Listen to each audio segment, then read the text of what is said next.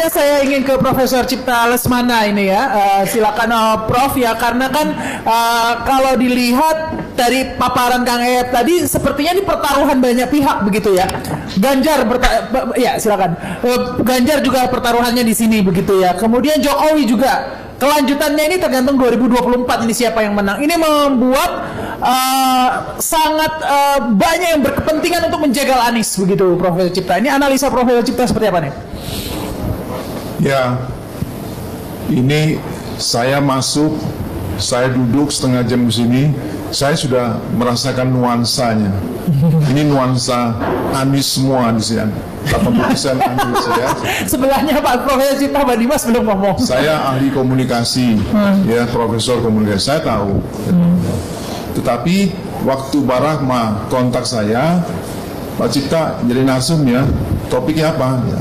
Pertanyaan pertama saya juga, saya bebas bicara tidak? Bebas. Rahma jawab, bebas gitu kan. Ya saya mau ngomong apa adanya. Ya. Sekarang orang lagi, wah Anies. Ya. Pertanyaan, apa prestasi Anies sebagai Gubernur Jakarta? Apa tuh? Sayang Bang Zulfan udah pergi. Coba lihat. Banyak Pak. Banjir semalam orang pada maki-maki semuanya. Semalam, baru semalam. Saya juga kena semua malam. Mana? Lihat itu apa? Yang hitam apa tuh udara apa namanya? Polusi. Salah satu kota paling kotor di dunia polusi is Jakarta. Ya. Terus macet. Saya bingung. Anies mengatakan dunia internasional memuji transportasi di Jakarta. Bullshit. Makin macet, makin gila transportasi di Jakarta. Tapi busway enak loh sekarang. Profesor Cipta nggak pernah naik busway kali. Jelek busway. Ada kereta juga bagus. Macet tiap hari, lihat kita naik motor, naik mobil itu kan kesenggol macam-macam. Itu tugas utama dari antara lain dari gubernur. Oke lah itu. Wah, ini saya tahu nih nuansanya Profesor Cipta seperti apa ini. Itu subjektif. Ya. Saya orang yang tidak optimis bahwa Anies akan menang dalam Pilpres 24. Ya, mungkin sebagian besar audiens ini ya kecewa. Ini Rahmani brengsek nih. Ya. Kenapa ngundang Cipta Lesmana di sini gitu kan? Ya. Kan saya dibilang saya bebas tidak? Ya, Anda bilang bebas gitu ya. Dan tentu saja audiens bebas sebebasnya untuk menghantam habis-habisan Profesor Cipta Lesmana. Ya. Saya sudah nulis buku saya, bukan selesai, sudah mulai nulis buku gitu ya. Yang saya heran adalah Pak Surya Paloh. Ini banyak yang muji-muji Surya Paloh. Saya heran. Dia enteng ditanya sama wartawan. Pak, waktu itu katanya 10 November mau diumumkan. Kenapa hari ini? Surya Paloh jawab enteng sekali. Kenapa hari ini ya? Ya. Hari ini hari baik. Kenapa jam 10? Jam 10 jam baik. Enteng gitu loh. Saya bertanya-tanya sama teman-teman saya, Surya Paloh ini kan dia kan join juga gitu kan, ya dengan PKS, satu lagi Demokrat gitu. Kok nggak hadir? Ini kan kepentingan bersama dong. Kok nggak hadir gitu ya? Nah, bagi Surya Paloh ini, pokoknya semau gue lah. Gue mau begini ya begini gitu loh. Dia anggap enteng. Pertanyaan saya, Surya Paloh bertempur, mana bisa menang? Kan 20,2 ya? Iya. Mana menang? Amba Butek juga nggak bisa menang Surya Paloh kan? Dia mesti join dong. Ya. Dia bilang kita nggak perlu join macam-macam gitu. Kita bebas. Ya tunggu dong. Ya, boleh. Ini kejelekan Anda ini orang kalau bicara, begini, orangnya yang bicara Pak. Bukan gitu Pak. Saya ingin nanti Bapak teruskan aja. Ya, Prof teruskan gini. Kalau tadi dikatakan jalan sendiri itu nggak benar. Ya, kita ini kan sudah konsolidasi. Ya.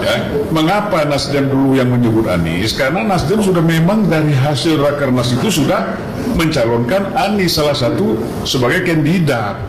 Nah, apakah Bapak kalau lihat video yang beredar bagaimana sikap Ketua Umum PKS, bagaimana AHY sebagai Ketua Umum Demokrat, semuanya mendukung sikap yang disampaikan oleh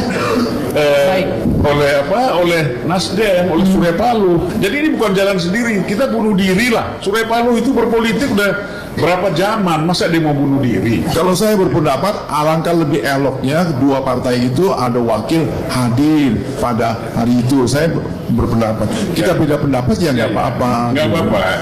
Ada yang elok, ada setengah elok. Gini mas, Baik, silakan Profesor. kita dalam ilmu komunikasi diajarkan pada waktu dua orang atau dua kelompok diskusi, pada waktu kelompok A bicara, kelompok B wajib tutup mulut, nggak boleh intervensi. Sebaliknya, pada waktu kelompok B bicara, A harus tutup mulut, kasih kesempatan. Setelah itu dibantai boleh begitu loh, ya. Begitu. Nah, kelihatannya enteng sekali gitu ya. Saya tetap berpendapat, Mbak Rahma, politik is the art of the possibility. Politik adalah seni berkemungkinan.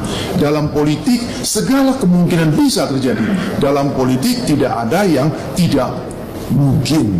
Ya, jadi ini kembali ke Pak Anies. Ya, masih ada kejutan-kejutan lain. Ya, saya tidak mengatakan Anies very bad, tidak ya. Saya sejak awal mengatakan Anies tongkrongan bagus sekali, facial expression bagus, bicaranya komunikasi politiknya bagus. Oh, dia PhD lulusan Amerika kok, ya, sama dengan saya gitu, bagus dia. Tapi begitu dia bicara, begitu dia terjun ke lapangan, saya agak kecewa. Ya, kita boleh berdebat dan lain sebagainya gitu. Nah, dari tadi kan ditanya, ini gimana nih kontestasi 2024? Saya bingung, satu pun nggak ada yang menyebut Prabowo. Bingung saya. Bukan saya mendukung Prabowo, tidak. Ya, saya tidak mendukung Prabowo. Tapi kalau kita lihat survei, kuat Prabowo. Yang kuat di 3 orang kalau survei. Walaupun saya, korea saya mengajarkan jangan percaya sama survei, jangan. Kecuali survei di Amerika yang hebat. Di sini banyak yang abal-abalan gitu loh. Nah, kalau kita lihat survei ini yang kuat 3 orang. Anies, Prabowo, sama Ganjar. Prabowo ini luar biasa. Luar biasa dia kejar Jokowi terus, lalu keluarlah wacana Jokowi cawapres. Cipta Lesmana mungkin orang pertama yang hajar habis-habisan konsep Jokowi cawapres. Apa-apaan ini, goblok bener yang bikin konsep ini. Itu bertabrakan dengan pasal 7 dan pasal 8 Undang-Undang 45. Saya ini jelek-jelek begini anggota Komisi Konstitusi MPR yang bertugas mereview amandemen Undang-Undang 45 itu. Ya, kita 3 bulan terus berkutak-kutik mengenai amandemen ini. Jadi sedikit banyak saya tahu. Dan bisa itu bertabrakan. Kalau bukan Anies, lantas Profesor Cipta ini nuansanya siapa nih? Lebih condong ke siapa nih? Capres. Sampai sekarang saya belum begitu lihat. Ganjar kalau kita lihat cukup populer. Tapi saya bukan tinggal di Jawa Tengah. Saya sering kontak-kontak teman saya di Jawa Tengah. Ganjar gimana? Artinya prestasinya bagaimana?